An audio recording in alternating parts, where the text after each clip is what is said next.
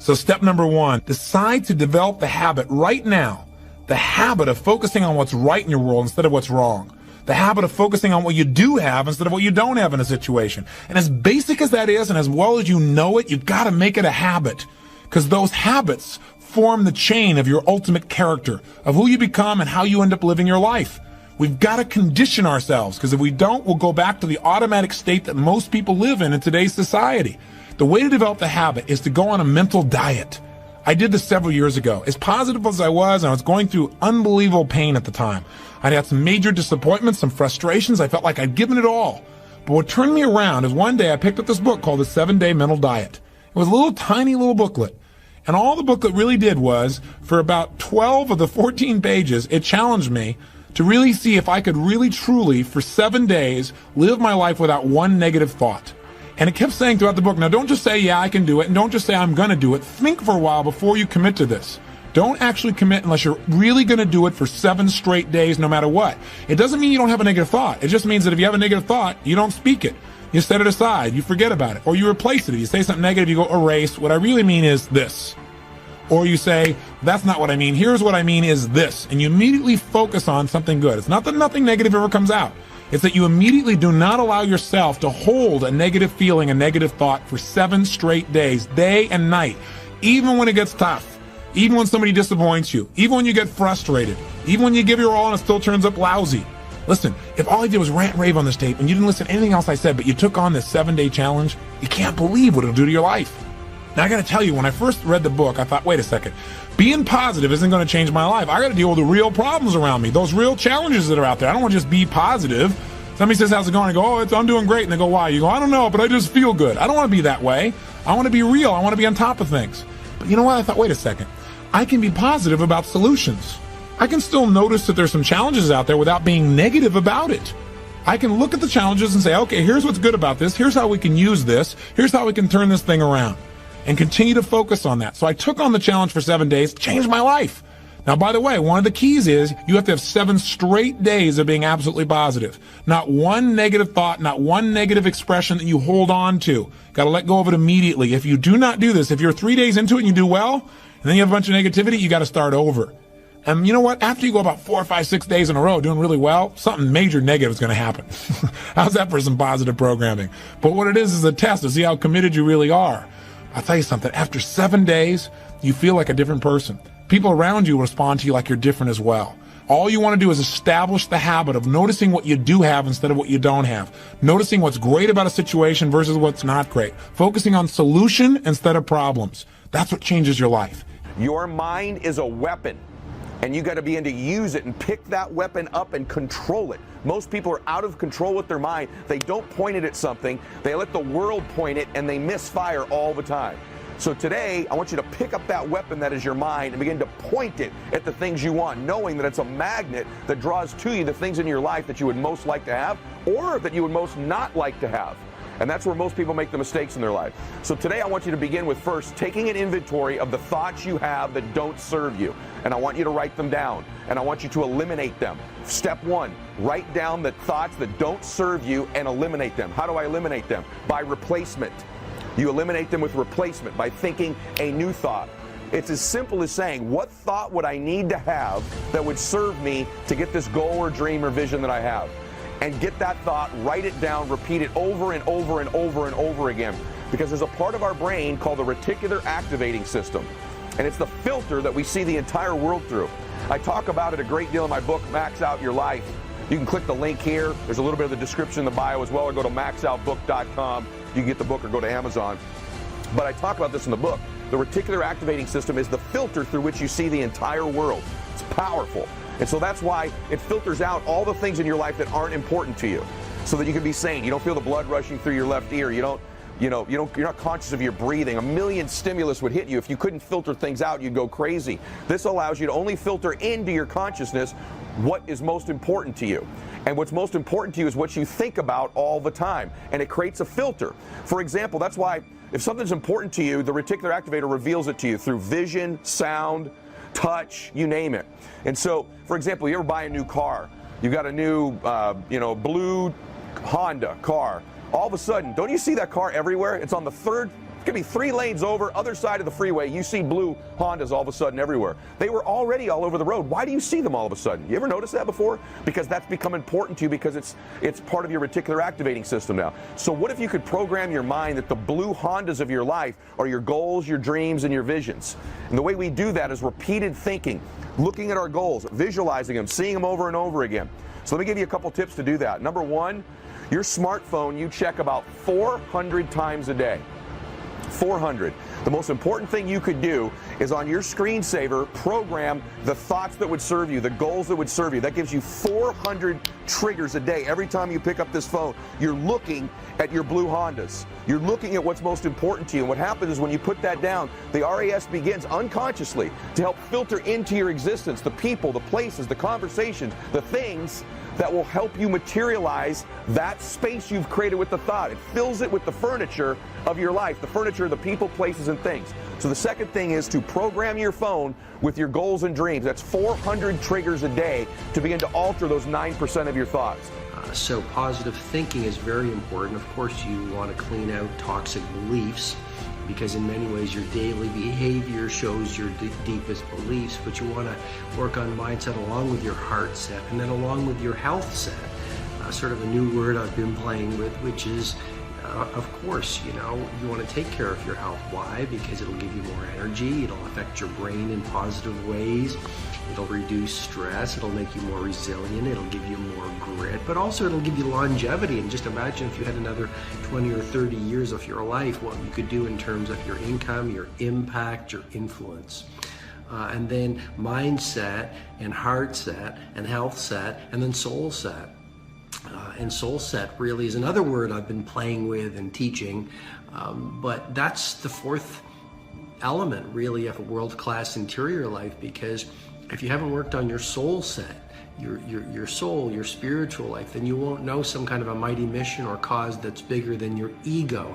And if you haven't found that, then there's no way in the world you'd be able to take a bullet for that cause or that obsession that is important to you. And as I've often shared, until your mission becomes your obsession, your business will never rise into a movement.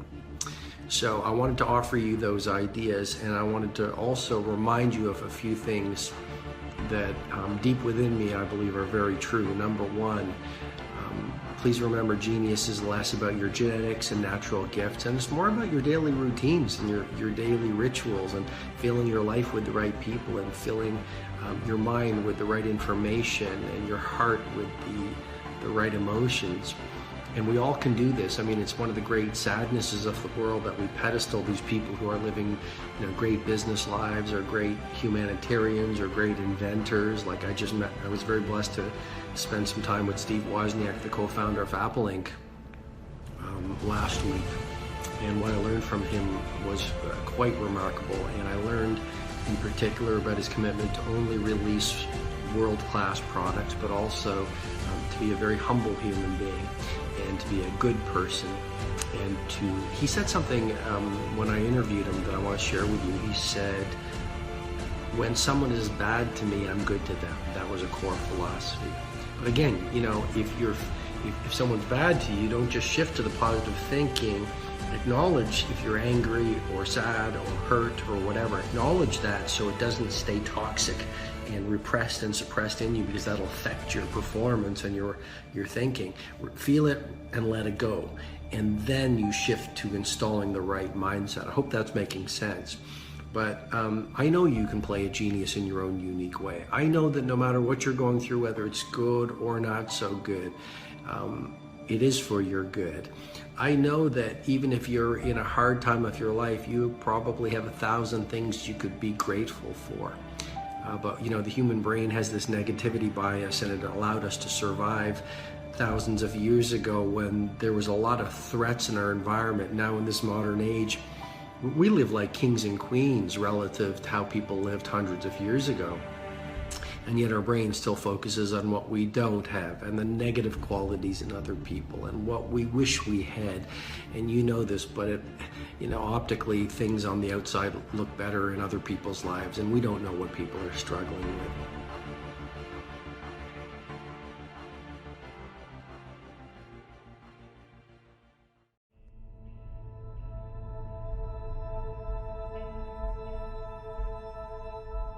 people want to know how to stop the laziness, and they want to know how to stop the procrastination. They have some idea in their head, some kind of a vision of what they want to do, but they don't know where to start. They don't know where to start it, you know? They don't know where to start. And so they say, hey, where do I start? And when's the best time to start? And I have a very simple answer for that. Here and now.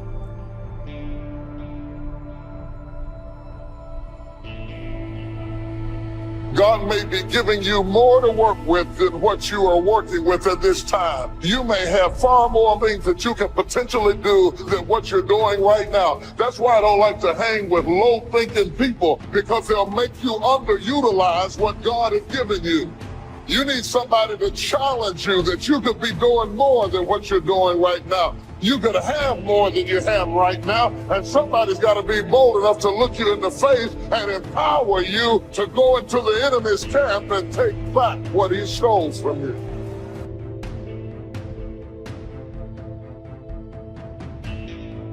For every time you have a plan, a dream, an aspiration, or a goal, do you know what happens every time you have one of those? This thing comes along called life. Life is hard. It happens to everybody. Life has disappointment. It's got peaks and valleys. You're going to lose somebody you care about one day. That's a valley. Somebody going to close the plant you thought was going to stay open so you could retire. That's a valley. Somebody going to fire you for an unjust cause. That's a valley. Because it's life. You can stop thinking that life fitting to be easy, because I got news for you, it ain't. And those problems you think you've got right now, when do problems really become problems? My problem becomes a real problem when I lose my perspective. My problem becomes a real problem when I give up and I just say, forget it. Your problem becomes a real problem when you start feeling sorry for yourself and have a pity party. Your problem becomes a real problem when you get bitter and you start blaming everybody else for your unhappiness. That's the real problem. Guys and gals, don't give up. Man, if you get to the point where you're kind of weary and you're going, I'm facing struggles at every turn, don't give up. You just need some faith, man. Faith don't make it easy. Faith makes it possible.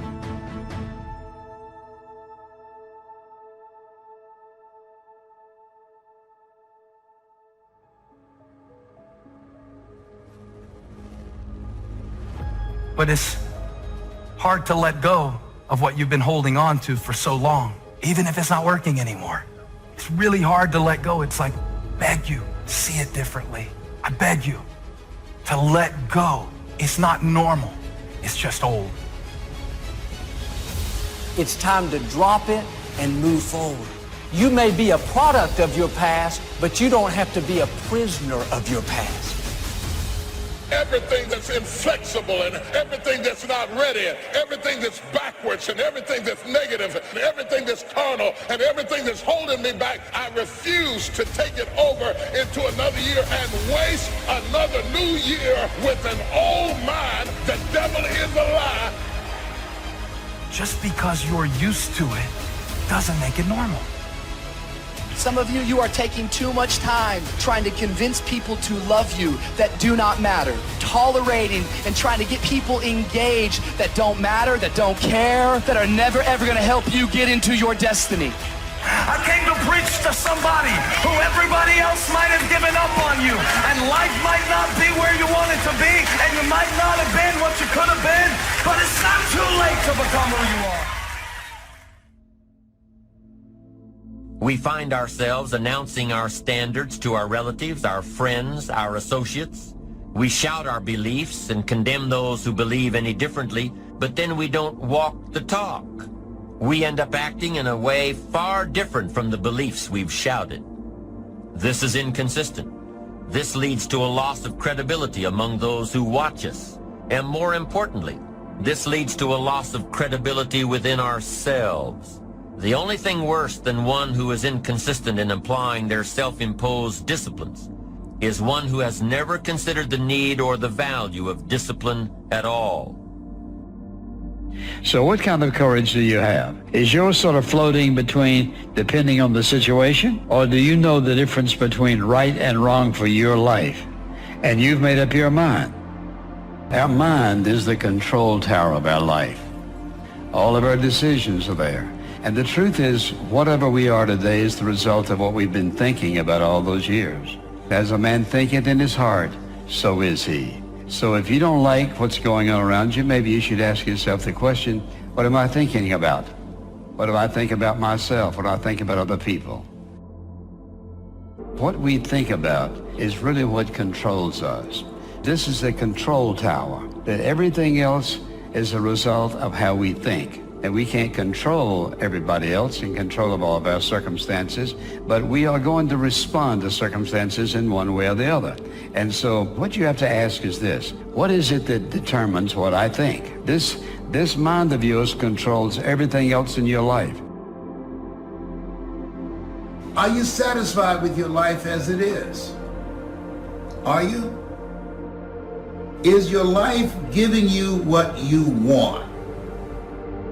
If you had your life to live over again, could you have done more than what you've done thus far? When I ask audiences that, most people agree, yes, I could have done more. I know I could have done more. I've wasted a lot of valuable time. You're going to lose something, lose money. You can recapture that. Don't lose time. You can't get that back. But I think being grateful probably is number one. If you've got a job, you got to be grateful. See, this isn't the greatest job in the world. Even if it's a transitional job getting you where you want to go, you got to be grateful. You don't have to love your job or be passionate about your job. Just passionate about staying steady, working hard, learning skills, doing this job so well that the next one will be even better, and taking such good care of this opportunity, another one will present itself. What's next for me? After all of this, I don't think that things just happen. I believe that they happen just. We have a mindset. We don't want to be the same coming out of this. That you want some radical change. That this could be a major defining moment for you. A day that turns your life around. If you have an extreme desire to wish to be successful so you can accomplish all you wish to accomplish, be as generous as you'd like to be as strong as you'd like to be. And I think if you say you have to find your passion, people find that a little bit confusing. Where would I find it, and what could I be passionate about? I guess you could start with saying I'm passionate about providing unusual success for myself and for my family. Then I think the key is to let what you want to accomplish, let that grow.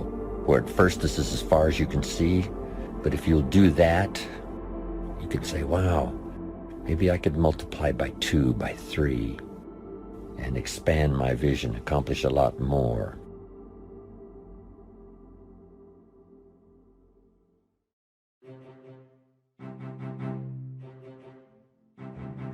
Every single time I hear about an issue, every single time I hear another story of pain, every single time I see a seemingly impossible situation, I smile wryly because I know by the grace of God and by His power, I have a testimony. Come on, it is never too late.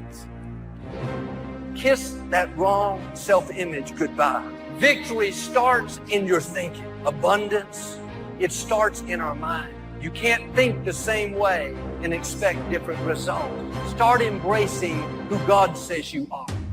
I want to tell you something today.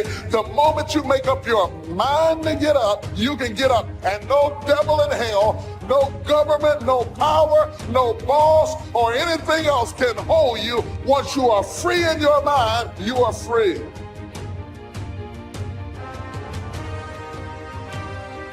See, many things we don't do because of the fact we want people to like us. There's some necessary losses in life.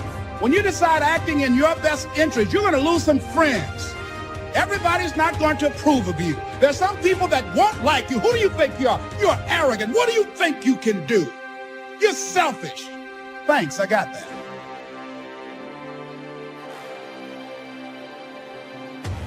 Poor thinking habits keeps most people poor.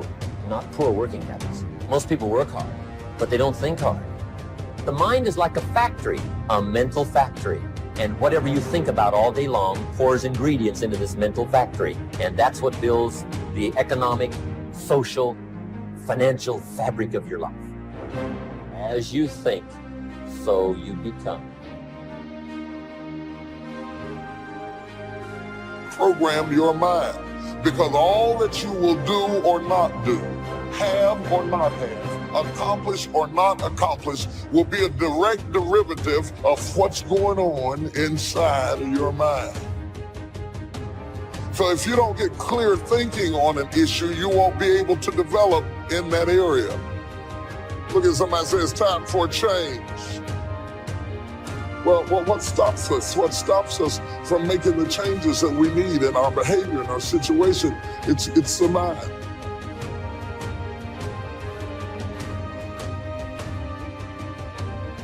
If you keep doing what you've been doing, you're going to keep getting what you've been getting. So if you're at a place in your life and you ain't happy with it, you have to change some things. But you have to make a conscientious decision that you're going to change. And it's not dependent on anybody else. It don't matter what your mama think. It don't matter what your coworkers think. It don't matter what your siblings think. It don't matter. This decision is yours and yours alone.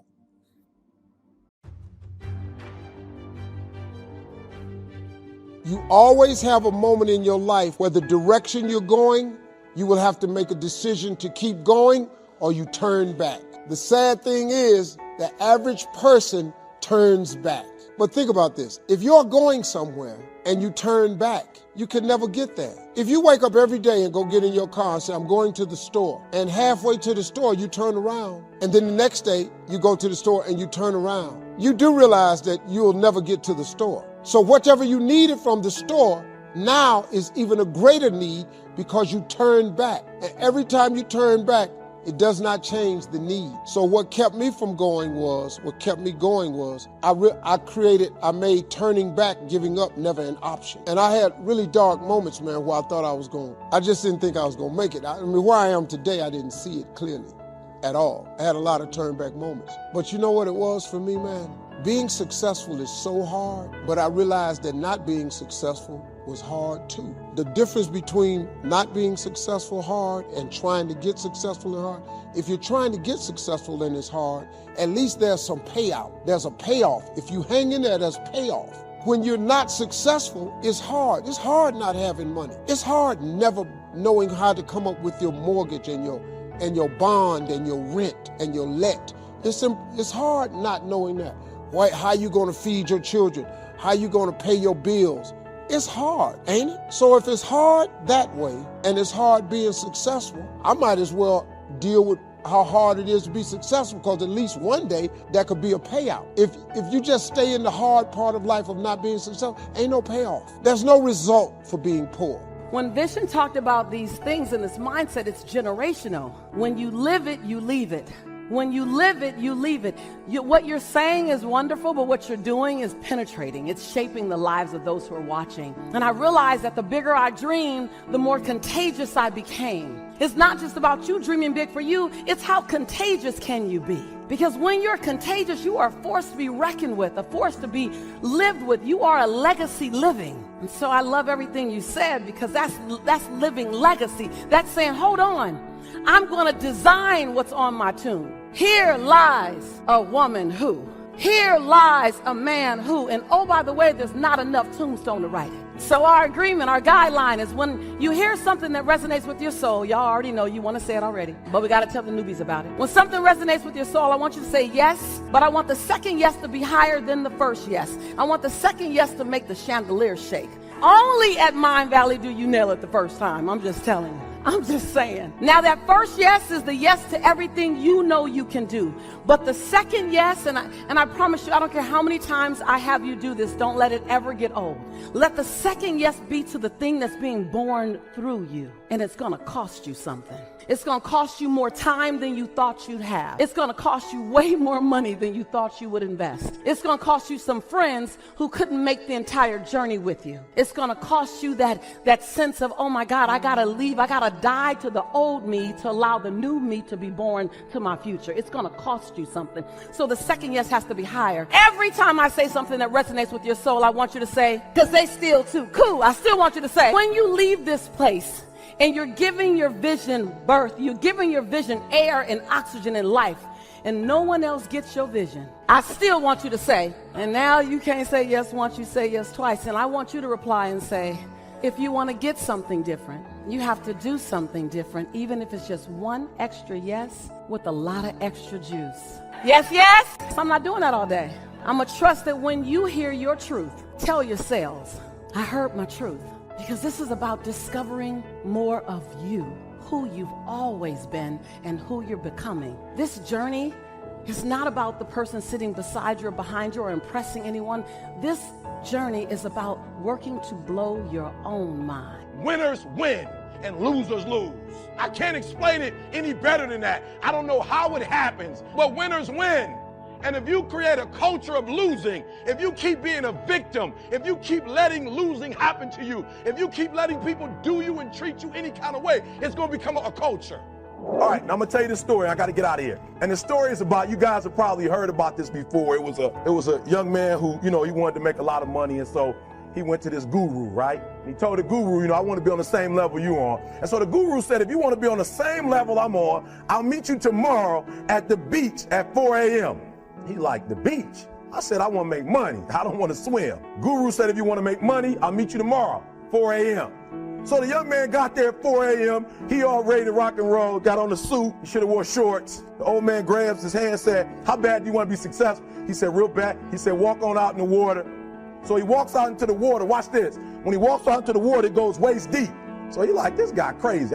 Adrian, he like, I want to make money. He got me out here swimming. I didn't ask to be a lifeguard. I want to make money. He got me in. So he said, come out a little further, walked out a little further. Then he had it right around this area, the shoulder area. So this old man crazy. He making money, but he crazy. He said, come on out a little further. Came out a little further. It was right at his mouth. My man like, I'm about to go back in here. This guy is mine. So the old man said, I thought you said you wanted to be successful. He said, I do. He said, walk a little further. He came, dropped his head in, held him down, hold him down. My man getting scratching, holding him down. I got you. I know you brushed it out, but I got you. He had him held down. I need you for an illustration. He had him held down. Just before my man was about to pass out, he raised him up. He said, I got a question for you. Somebody answer the question for me. He said, when you were underwater, what did you want to do? Lit. I'm looking for a different word though than lit. What's that word? Said I wanted to breathe. He told the guy, he said, when you want to succeed as bad as you want to breathe, then you'll be successful. I don't know how many of y'all got asthma in here today, but if you ever had an asthma attack before, you short of breath, SOB, shortness of breath, you wheezing. The only thing you trying to do is get some air. You don't care about no basketball game. You don't care what's on TV. You don't care about nobody calling you. You don't care about a party. The only thing you care about when you're trying to breathe is to get some fresh air. That's it. And when you get to the point where all you want to do is be successful as bad as you want to breathe, then you'll be successful. And I'm here to tell you, number one, that most of you say you want to be successful, but you don't want it bad. You just kind of want it. You don't want it badder than you want to party. You don't want it as much as you want to be cool. Most of you don't want success as much as you want to sleep. Some of you love sleep more than you love success. And I'm here to tell you today, if you're going to be successful, you've got to be willing to give up sleep. Let me tell you what everybody's dream is. Put it in your note. I don't care if you sell pest control, security, solar, insurance, I don't care what it is. Guess what they want? You ready? And guess what you want? You want to be happier. You got to link everything to people's happiness. You think that's ridiculous. So I'm going to kill some termites. They're going to be happier. Yep. They think if you did pest control, at the end of the day, the greatest influencers get the people want to be happier. All of you want to be happier. You think if I become a millionaire, I'll be happier. If I get that baller jet, I'll be happier. If I'm making 100 grand, I'll be happier. If I lose 30 pounds, I'll be happier. If I protect my family with security, my family will be happier. People want to be happier. A couple ironic things about closing and selling that you may not have ever been told before, but I'm going to tell you. People don't have to believe what you're saying. Is that crazy? People do not have to believe what you're saying. In fact, too many of you spend too much time trying to get people to believe what you're saying, and you come across like a beggar because of it. You seem desperate. Who's ever trained you to get people to believe what you're saying doesn't get influence. There's a subtle difference that the great ones know, and you've probably never been told this before, but I know it. And persuasion is not about getting people to believe what you're saying. You ready? Persuasion is about getting people to believe you believe what you're saying. That's a subtle difference, brother. That's a subtle difference, sister. If you start to think through, I need to get people to believe I believe this, not to get them to believe it. People buy things all the time they don't believe. People buy things all the time they don't understand. That's okay. We want to educate, we want to train, but they don't have to believe everything you're saying. If they have to do that, you're going to look like you're begging all the time. They got to believe you believe it. That's a different intention. The most certain person always influences the less certain person. When you're exchanging with a recruiter or a client, they're either going to close you or you're going to close them. And that's certainty. Certainty is influence. And you can't transfer to me something that you're not experiencing for real. You have to really believe it. You got to really be a crusader. You got to really understand it. When you really believe something, you can transfer that certainty to me. This is a huge deal. It's a huge deal that you need to begin to understand that persuasion is they believe you believe what you're saying. I love that most people don't take anything seriously. I love that most people aren't coachable. I love that most people don't do what I teach or that anybody teaches. I love that. That's how certain people win. Half y'all haven't written a damn word down I've said. If you were in my team, I'd slap the hell out of you. I don't say that disrespectfully. I say this as a dipshit who had a Velcroed car. I don't say that talking down to you. I say, wake up! You want to win? You want to be a millionaire? You got to quit being so casual. You walk slow. You talk slow. You implement things slow. You talk a good game like you're going to be somebody, like you're going to make hundreds of thousands of dollars. You can't even write a note down. You're going to get your ass kicked in business, dude. Business is a sport. It's competitive. You got to get focused.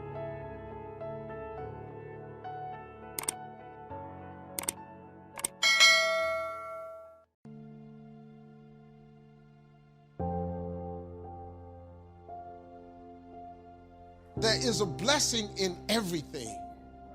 Behind every moment of adversity in your life, there is a blessing and a lesson.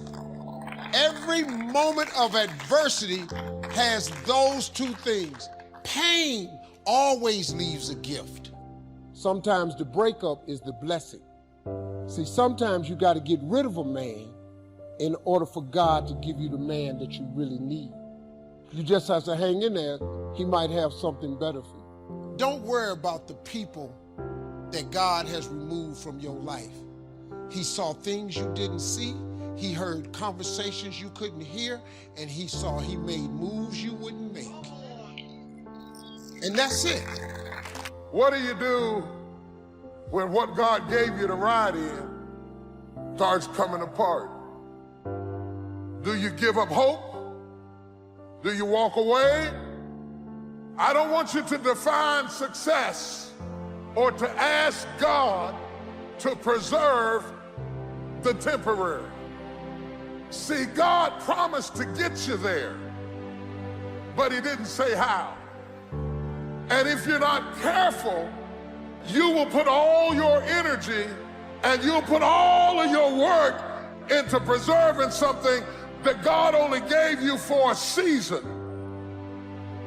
God brings some people in your life to get you from point A to point B. The thing you was counting on to get you to the other side. The job you thought you'd retire with. The house you thought you'd have the rest of your life. And the storm got it. How many of you have lost some stuff in the storm? Lost some people in the storm, and it made you feel like a failure. It was a temporary blessing. If it was meant to stay, it couldn't leave. You're in love with what you had. And you think that if your life does not retain the shape that you started with, you don't think that it can get you where you're going. I have learned that every blessing doesn't come to stay. Every friend is not going to be a lifelong friend. And if they walk away, don't stand there and cry over what was, because if you'd have needed them for the future, they would have stayed. God put people in your life for a reason. Others are there for a season. And it's very important that you recognize when people's seasons are over. God put people in your life for a reason. Other people are there for a season. Is the season over?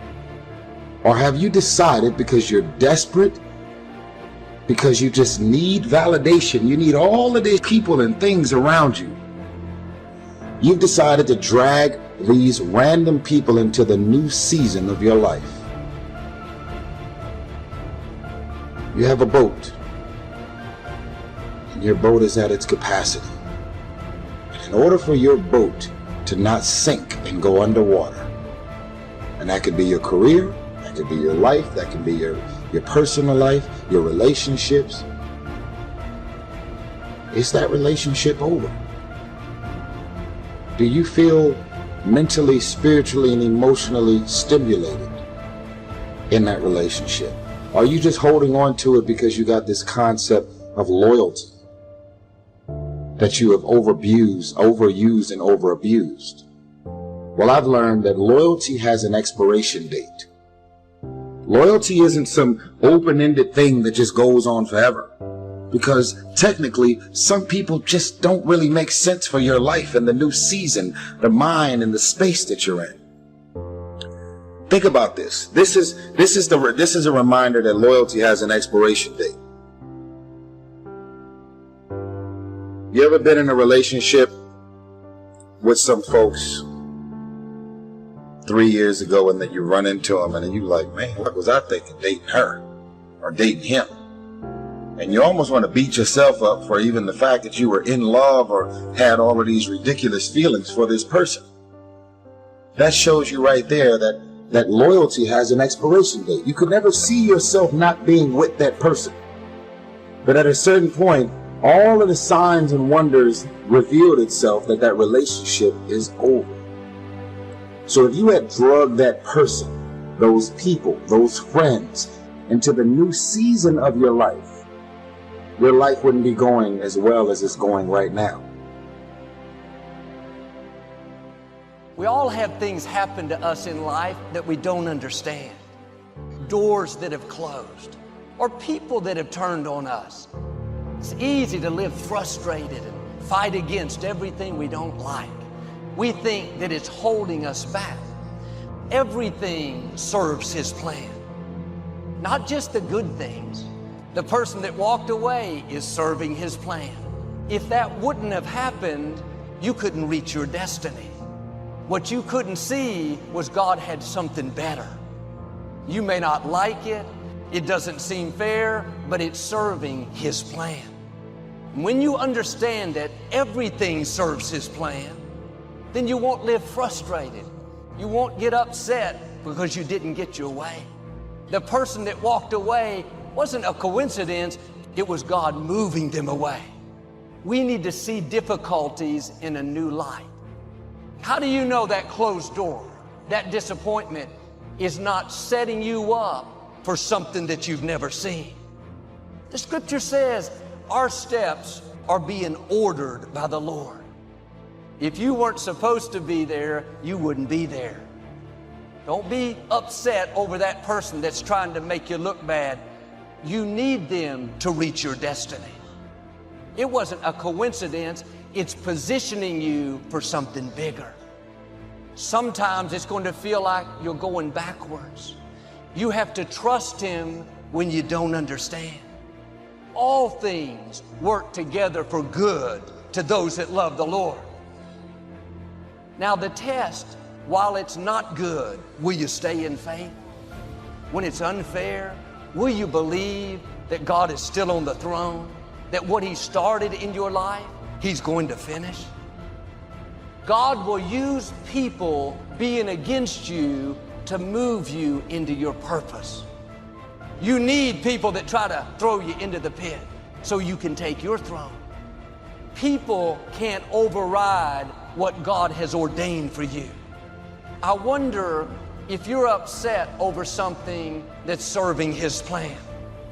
A person that walked away, doesn't make sense. Stay in peace. It's all a part of the plan. God knows what you're going to need in the future. Many of the challenges that you're facing now, they don't have anything to do with now. It's positioning you for something in your future. You will see how God will begin to connect the dots. Instead of being bitter, have a new perspective. It's serving His plan. The betrayal, the closed doors can be discouraging. It's not working against you, it's working for you. God will never close a door without opening a bigger and a better door. If you'll keep the right attitude, one day you'll look back, Lord, thank you for closing that door. Thank you for moving that person out of my life. I would have never met my amazing spouse. We don't grow in the good times. Everyone is for us. Things are falling into place. We grow when it's difficult, when we have to stretch. That's why you can't pray away every challenge. And if the situation is not changing, then God is using the situation to change you. If God made everything easy for us, we wouldn't be ready for where we're going. God has amazing things in your future. But to get there, you're going to have to defeat some big giants, outlast some strong opposition. You have to stand strong and show the opposition that you're more determined than they are. That challenge is not going to defeat you, it's going to promote you. Instead of complaining about what's not turning around, see that as an opportunity to develop your faith. Keep doing the right thing when the wrong thing is happening. Keep thanking God when you don't see any sign of it. His grace doesn't mean He's going to remove every challenge. It means He's going to increase your strength so it doesn't feel as difficult. Now you can handle what you couldn't handle in the past. What used to bother you doesn't bother you anymore. God has a plan. You will grow through what you go through. Everything that you're going through, at some point, it makes no sense to you right now. But at some point, God is going to reveal to you why all of these issues, challenges, and problems continue to show up and what you were supposed to learn from it.